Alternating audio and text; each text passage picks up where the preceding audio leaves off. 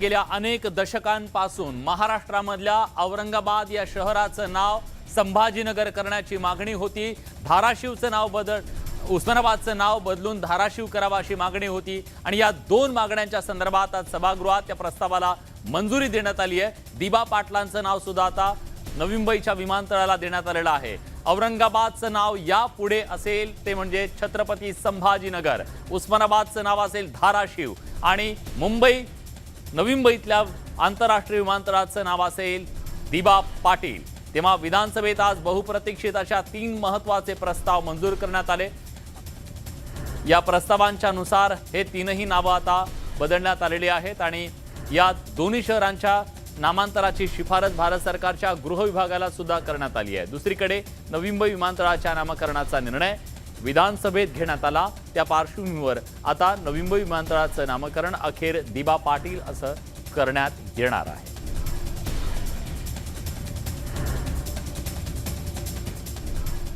औरंगाबादचे छत्रपती संभाजीनगर असे नामांतर करणे इष्ट आहे आणि त्या प्रयोजनार्थ राज्य विधानमंडळाच्या दोन्ही सभागृहांची मान्यता मिळाल्यानंतर असा प्रस्ताव भारत सरकारच्या गृह मंत्रालयाकडे पाठविणे आवश्यक आहे। त्या अर्थी आता महाराष्ट्र विधानसभा नियमांच्या 110 नुसार महाराष्ट्र विधानसभा याद्वारे औरंगाबादचे छत्रपती संभाजीनगर असे नामांतर करण्याची शिफारस भारत सरकारला करते। महाराष्ट्र विधानसभा नियमांचे नियम 110 नुसार महाराष्ट्र विधानसभा याद्वारे उस्मानाबाद शहराचे धाराशिव असे नामांतर करण्याची शिफारस भारत सरकारला करते आहे। आता महाराष्ट्र विधानसभा नियमांच्या नियम 110 नुसार महाराष्ट्र विधानसभा याद्वारे नवी मुंबई येथील विमानतळाला लोकनेते दिबा पाटील नवी मुंबई विमानतळ असे नाव देण्याची शिफारस भारत सरकारला करते आहे। यानंतर मुंबई पोलिसांसाठी एक गुड न्यूज आहे। मुंबई पोलिसांसाठी आता त्यांच्या हक्काचं मुंबईतलं बीडीडी चाळीतलं घर हे आता अवघ्या 15 लाखांमध्ये देण्याचा निर्णय राज्य सरकारनं घेतलेला आहे। राज्याचे मुख्यमंत्री एकनाथ शिंदे यांनी या संदर्भातली घोषणा केली। मुंबईतल्या बीडीडी चाळीत राहणाऱ्या पोलिसांचा घरांचा मुद्दा गेल्या अनेक वर्षांपासून प्रलंबित होता। आपल्या हक्काची घरं व्हावीत यासाठी मुंबईतल्या वरळीतल्या बीडीडी चाळीत राहणारे पोलीस अखेर अनेक दिवसांपासून याचा पाठपुरावा करत होते। अखेर ठाकरे सरकारनं पोलिसांना 25 लाखात घरं देण्याचा निर्णय घेतला होता, पण नव्यानं स्थापन झालेल्या शिंदे फडणवीस सरकारनं पोलिसांना त्यांच्या हक्काची घरं 15 लाखात उपलब्ध करून देण्याचा निर्णय घेतल्यानं पोलिसांना एक मोठा दिलासा मिळाला।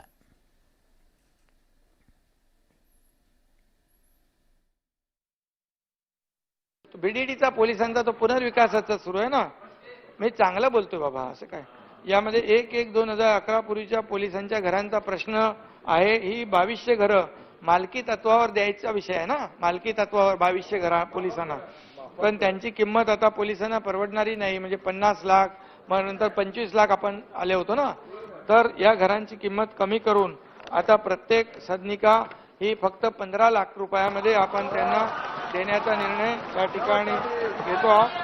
पोलिसाला त्याचा चांगला निवारा असला पाहिजे, त्याचं कुटुंबाची चिंता त्याला ड्युटी करताना असता कामा नये। यासाठी हे शासन जे आहे या पोलिसांसाठी मोठ्या प्रमाणावर घरांची निर्मिती करण्याचा कार्यक्रम हाती सरकारने घेतलेला आहे आणि म्हणून या सगळ्या एजन्सीला एकत्र घेऊन आपण हे जे काही टार्गेट आहे पोलिसांना आवश्यक जेवढी घरं आहेत ही घरं देण्याचा निर्णय आपण घेतलाय। पावसाळी अधिवेशनामध्ये विरोधकांनी मुख्यमंत्री एकनाथ शिंदेंना खिंडीत गाठण्याचा प्रयत्न केला। त्यांच्यावरती मोठी टीका सुद्धा झाली। विशेषतः ठाकरे गटाकडून ही टीका झालेली होती, राष्ट्रवादीकडून ही टीका झालेली होती। आज मुख्यमंत्र्यांनी या सगळ्या टीकेला जशास तसं प्रत्युत्तर दिलं आणि या सगळ्या टीकेची सव्याज परतफेड केली। जोरदार टोलेबाजी मुख्यमंत्र्यांनी केली। बघूयात आज अधिवेशनामध्ये मुख्यमंत्री नेमकं काय म्हणाले। कंत्राटी मुख्यमंत्री आहे ना, महाराष्ट्राच्या विकासाचं कंत्राट मी घेतलेलं आहे। हे राज्य अधिक समृद्ध करण्याचं कंत्राट मी घेतलेलं आहे आणि गोरगरीब सर्वसामान्य जनतेला न्याय देण्याचं आणि त्यांचे अश्रू पुसण्याचं कॉन्ट्रॅक्ट मी घेतलेलं आहे। लोकांमध्ये मिसळून त्यांचं दुःख दूर करण्याचं कॉन्ट्रॅक्ट मी घेतलेलं आहे। बाळासाहेबांच्या हिंदुत्वाचा विचार पुढे नेण्याचं कॉन्ट्रॅक्ट मी घेतलेलं आहे आणि बहुजनांच्या सर्वांगीण विकासाचं देखील मी कॉन्ट्रॅक्ट घेतलेलं आहे. असंघाशी संघ करण्यापेक्षा कंत्राटी मुख्यमंत्री केव्हाही बरा. तुम्ही किती पाठच्या रांगेत होते बरोबर. अरे तुम्ही काल बोलले ना, असं काय करताय. आता नीती आयोगाच्या बैठकीला मी गेलो होतो. दादा तुम्हालाही माहित आहे सगळं, तिथे किती महत्वाची बैठक असते. मी त्या ठिकाणी काय काय मुद्दे मांडले हे जर तुम्ही जर काल सांगितले असते तर बरं वाटलं असतं. आणि टीका करताना तेही थोडं बोलले असते, बाबा नाही नाही मागे उभा राहायला पण त्यांनी आपल्या राज्यासाठी हे मागितलं ते मागितलं. हजारो कोटी रुपये आपल्याला तिकडे त्यांनी देऊ केलेले आहेत. आता तुम्ही ज्यावेळेस मी राष्ट्रपतीचा काल बोललो, मी राष्ट्रपती अभिभाषणाच्या वेळेस मी तर पहिल्या रांगेत होतो. आता फोटो काढायच्या तिसऱ्या रांगेत असलो याचं कमीपणा वाटण्याची कारण नाही, कारण रांग महत्वाची नाही, काम महत्वाचं आहे ना. खूप आरोप करतात रोज, कोणी गद्दार कोणी काय रोज तिकडे. आता 3 दिवस गद्दार गद्दार खोके खोके चालले होते. तुम्ही पण ते 50-50चं, मला तर तुमच्याकडून अपेक्षा नव्हती ते बिस्किटचं 50-50. तुम्ही पण त्या पोरा टोरण भरू लागले. कसं आहे, 3 दिवस आमचे लोक आले का तिथे? बिलकुल नाही आले. आता 4थ्या दिवशी गेल्यानंतर आता जेव्हा तुमचे लोक होते तिकडे आमचे लोक कोणी गेले नाही गेले. आता त्या काल गेल्यानंतर आता गेलेत, घोषणा देत आहेत, ठीक आहे. आता तुमचे सगळे लोक गेले, त्यांच्या मागे उभे राहिले आणि मागे उभे राहिले तोपर्यंत ठीक होते. ते पुढे गेले असे चारी बाजूनी. असं रोहित पण तिकडे पाठी होता थोडा, पण हा होता तो वरचा मिटकरी, तो आला आणि तिथे कळ काढायला लागला. काय यांच्या घोषणा झाल्यानंतर जायला पाहिजे होता ना. आता हे सगळं असं जर केलं, काँग्रेसचं बिचाऱ्यांचं काय, त्याचं पहिलं पण प्रॉब्लेम होता. नाही काय झालं, बाळासाहेब माझ्याकडे बोलायचे, हे काय चालू आहे. मी बोललो ठीक आहे, आता माझ्या हातात सगळं नाही ना, माझ्या हातात असलं तर मी केलं असतं. आता इकडे त्याला इकडे घेऊ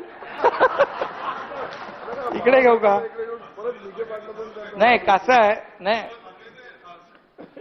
नाही कसं आहे याच्यामध्ये आता परिस्थिती कसं आहे, काँग्रेसची स्थिती पाहून येते दया. खरं म्हणजे परिस्थिती वाईट म्हणजे असं बोलत नाही मी. महाविकास आघाडीची पूर्ती गेली रया. दादा आणि अंबादास बसले, काँग्रेसवाले हात चोळत बसले. इकडे हे आणि वरती अंबादास. विचारलं तुम्हाला? नाही विचारलं का सांगा बरं. नाही तुम्ही तर जाहीरपणे बोलले ना बाहेर, हे चूक, आम्हाला विश्वासात नाही घेतलं म्हणून. आणि त्यावेळी इंदिराबाईंच्या हाताची होती एकेकाळी किती वट, टोमणे सेनेबरोबर आता नुसती झाली फरफट. चालेल हा, आठवले आहेत ना थोडे.